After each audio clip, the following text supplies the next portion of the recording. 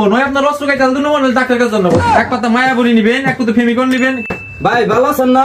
হ্যাঁ ভালো আছি, বসেন ওই জায়গায়। কি হয়েছে আপনার, কি লাগবো? ভাই আমার জন্ম নিয়ন্ত্রণ করে দিন নেবো।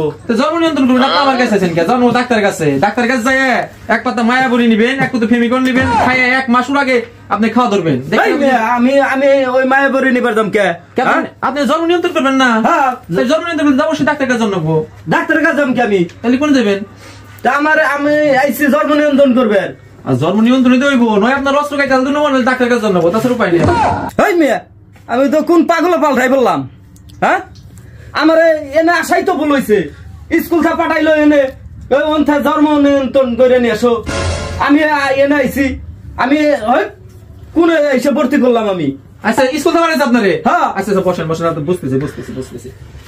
আপনি মনে হয় বেশি শিক্ষিত না, বুঝেন নাই, আপনি কথাই বুঝেন নাই। ম্যাডামে হয়তো স্যারেরা আপনারে জন্ম নিয়ন্ত্রণ কয় নাই, জন্ম নিবন্ধন কইছেন। আপনি তো কই বেরিয়ে পারেন না, মেয়ে আইসা হলে ভেজা বাজাই দিচ্ছেন এনে।